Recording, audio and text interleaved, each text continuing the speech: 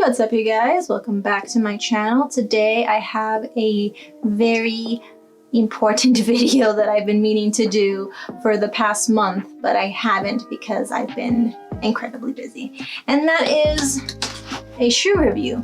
Now, I don't think I've done a shoe review on my channel because I don't really buy shoes that often because they're shoes. I would hope that they would last a long time so you wouldn't need to do a review on a bunch of different shoes. But today I'm going to be reviewing the Strange Cult spiderweb creepers, which you're gonna see in just a moment. But before we get into the review, we're gonna have a little word from our sponsor, me. So for those of you that aren't aware, I opened up an Etsy shop recently, yay me.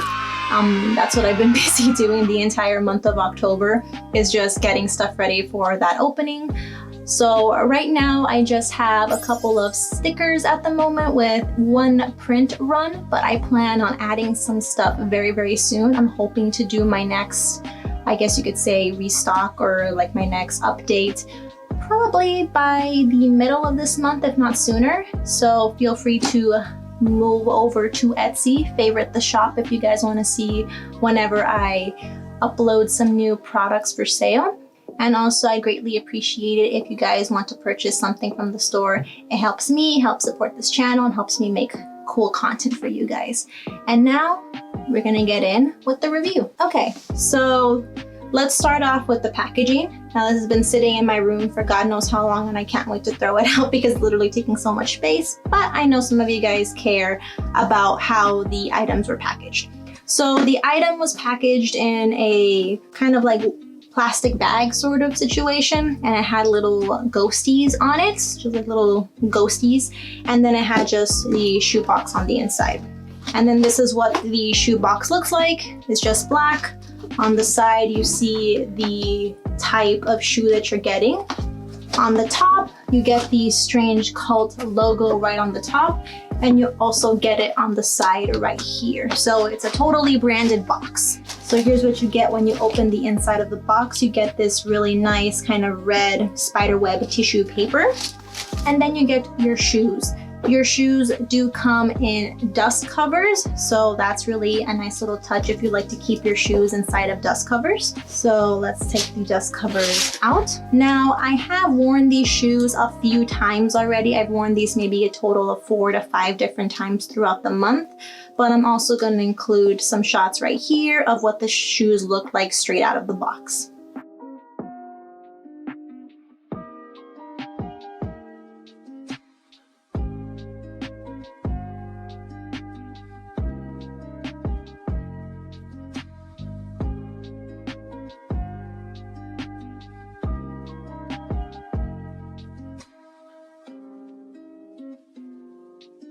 So this is what these shoes look like after being worn, and as you can see there's still some dust at the bottom of the heel because I wanted this to be an authentic review as possible. So this is what the bottom looks like. Sorry, they look gross, but this is what what they're for.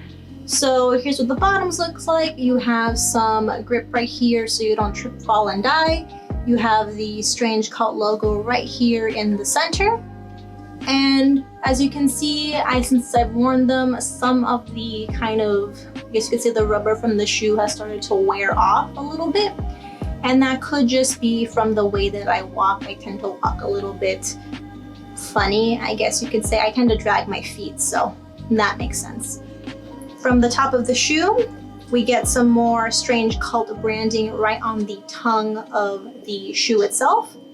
On the back of the tongue, you get some information, which is the style name, the size, which I wear a size 9 US.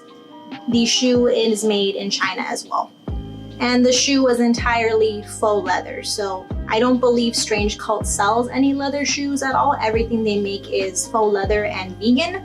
So if you're looking for a leather option, I'm sorry, they don't really sell it. And now we can actually get into the actual design itself. At the base or the top of the shoe, you get a nice spiderweb design that is embroidered on. So it's basically 2 pieces of faux leather. The design is cut out and then stitched on. On the side of the shoe, you get the actual spiderweb design. You get the same kind of piece of faux leather with the embroidery right at the back of the heel. And then the rest is just a spiderweb print that is printed all across the faux leather, as you guys can see there. Here's what the inside of the shoe looks like. Pretty basic. It doesn't really have much, I guess you could say, arch support or anything, because creepers tend to be a little bit flat, a flatter shoe. But on the inside, you can see that there is a strange Cvlt branded logo stitched right onto the bottom of the insole. And the other shoe, which is the left shoe right now that I'm holding, is basically the same. So you have the same embroidered branding on the tongue and on the inside, along with the exact same pattern on both of the shoes. They're very symmetrical, so you don't have to worry about them being asymmetrical if that's something you worry about. The heels are the same, obviously, and on this one I don't have as much of the rubber kind of coming off because apparently I don't walk funny with my left shoe. So that's basically what the shoes look like. One thing I am going to mention about these shoes is that because they're like a faux leather, and I have used faux leather shoes in the past, only recently have I switched over to leather shoes because they tend to last longer than faux leather shoes do. I'm hoping that that won't be the case with these because these are actually quite nice, but they're very stiff around, I guess you could say, the opening of the shoe. So right where your ankle would hit, it's kind of painful, and when it rubs against your heel, it can actually cause your skin to break. It can cause blisters. I've gotten blisters almost every single time that I've worn these shoes because of how rough they are against my ankles. And I know that with regular leather creepers that I own, that is a problem that is only there for a small amount of time until you break in the shoe. Once you break in the shoe, there's no issue. But with these, I still find that I'm experiencing quite a bit of pain. I don't quite know if these will break in some more, but typically with my experience, most faux leather shoes will break in after 2 to 3 uses. But I've worn these for about 5 different uses, and they're still very, very stiff around the ankle region of the shoe, along with the back of the heel. So all of this will dig into your foot. And I have very skinny feet on top of that, so I can only imagine how painful it would be if you have a thicker, wider foot. Another thing I will say about these creepers is that if you have skinny feet like I do, you kind of have to lace them up super tight. So the 2 flaps right here kind of have to like overlap in order for them not to fall off your feet. And even then, there is still gonna be some give in the back of the shoe. So they're a little, I would say they're a little too stiff. Either that or they maybe need more breaking in, but it doesn't seem like they're gonna break in anymore from what I've already seen. As you can see, they've already started to crease right here at right where the toes are. They started to crease here on the right shoe. You can see a little bit of bending there. And you can also see the bending a little bit more clear right here on the left shoe. These shoes retail for this price right here.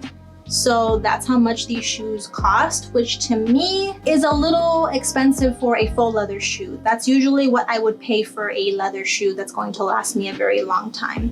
For comparison, Tuk or TUK branded creepers, they can cost anywhere between $50 to $100 as well. And they come in a faux leather and a leather option, depending on the style that you get.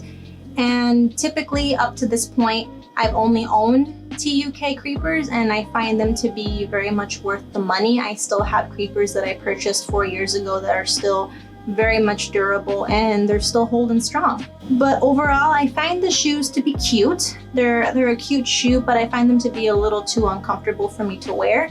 I'm going to keep wearing them and over the course of the next few months, and we'll see if they break out more.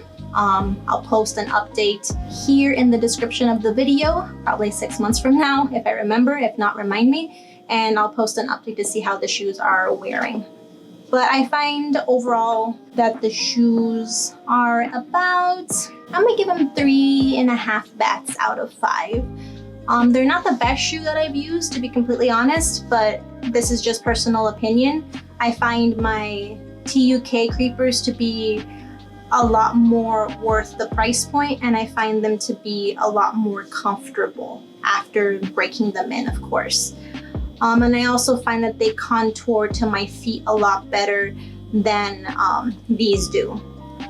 And this is just after like 5 wears. Usually by 5 wears, the shoe starts to contour to my feet, but this one has stayed very, very stiff, as I've said. But that's just my opinion. You are more than welcome to disagree with me. Just because these shoes didn't work for me doesn't mean they're not gonna work for you.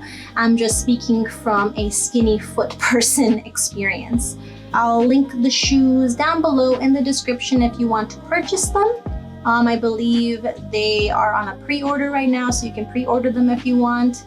But I hope you found the video to be a little bit informative. Shoe reviews are something that I'm kind of getting used to. So that's the video, guys. I hope you guys are doing well. And like always, take care of yourselves, wash your hands, and I'll see you guys in the next video. Bye, guys.